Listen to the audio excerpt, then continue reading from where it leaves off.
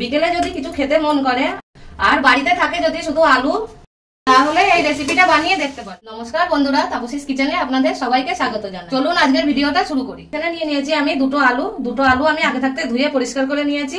এই আলু দুটো আমি কেটে নেব। আলুর খোসা ছাড়াবো না, খোসা শুদ্ধই আমি কেটে নেব। এরকমই লম্বা করে কাটবো।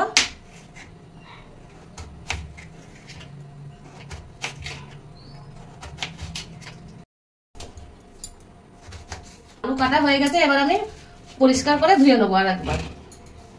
এই 1 থেকে 2 বার আমি ধুয়ে নেবো। আলু ধোয়া হয়ে গেছে পরিষ্কার করে। গ্যাসে আমি একটা কড়াই বসিয়েছি, এবার কড়াইতে আমি জল গরম হতে দেবো। এবার আমি এই জলে দিয়ে দেবো 1/2 চামচ লবণ, আর এই আলুগুলো আমি দিয়ে দেবো।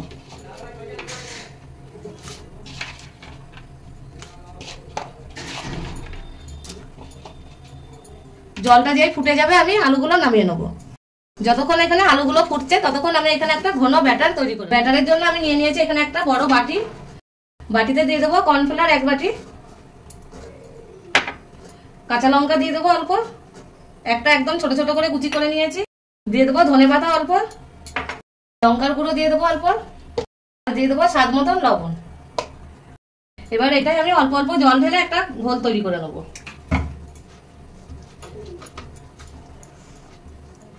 ঘোলটা তৈরি হয়ে গেছে, এরকমই ঘন রাখতে হবে। এইদিকে আলুটাও ফুটে গিয়েছে, এবার আমি গ্যাসটা অফ করে নামিয়ে নেবো। আমি এখানে নিয়ে নিয়েছি একটা রুমাল, রুমালটা পরিষ্কার রুমাল নিয়েছি। দিয়ে আলুগুলো আমি এর মধ্যে ঢেলে দেবো।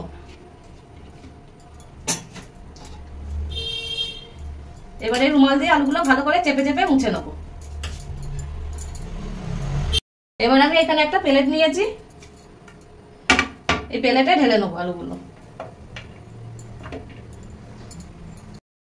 এবার ওপর থেকে দিয়ে দেবো আমি কর্নফ্লাওয়ার ছিটিয়ে। এটাকে একটু মেখে নেবো। কর্নফ্লাওয়ারটা মাখানো হয়ে গেছে ভালোভাবে। গ্যাসে আমি একটা প্যান বসিয়ে দিয়েছি, প্যানে দিয়ে দিয়েছি তেল। তেলটা আমি গরম হতে দেবো। তেল গরম হয়ে গেছে, এবার আমি এই আলুগুলো নিয়ে নেবো একটা করে। দিয়ে ব্যাটারের মধ্যে ডুবিয়ে এই আলুগুলো তেলের মধ্যে ছেড়ে দেবো।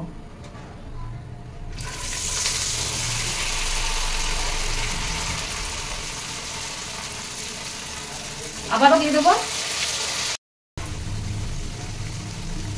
এরকম করে আমি ছেড়ে দেবো সবগুলো।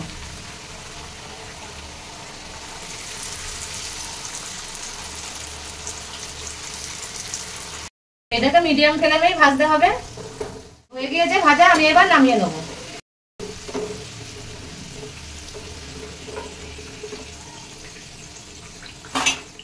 আমি এখানে সবগুলোই ভেজে নিয়েছি। আমি এখানে একটা অন্য প্লেটে নিয়ে নিয়েছি। এবার ওপর থেকে দিয়ে দেবো আমি বিট লবণ, আর দিয়ে দেবো ওপর দিয়ে চাট মশলা। চাট মশলা আর বিট লবণটা দিলে খেতে একটু চটপটে হবে। ওপর দিয়ে দেবো অল্প ধনেপাতা। আমি সার্ভ করেছি মেয়োনিজের সাথে, আর মেয়োনিজের ওপরে আমি অল্প চিলি ফ্লেক্স দিয়ে দিয়েছি। আপনারা সস দিয়েও এটাকে খেতে পারেন। ভিডিওটা যদি পছন্দ হয়ে থাকে তাহলে লাইক করে দেবেন, আর ফেসবুক থেকে দেখে থাকলে পেজটাকে ফলো করে নেবেন, আর ইউটিউব থেকে দেখে থাকলে চ্যানেলটাকে সাবস্ক্রাইব করে পাশে থাকা বেল আইকনটা প্রেস করবেন। আমি যখনই নতুন রেসিপি ছাড়বো আপনাদের কাছে আগে পৌঁছাবে।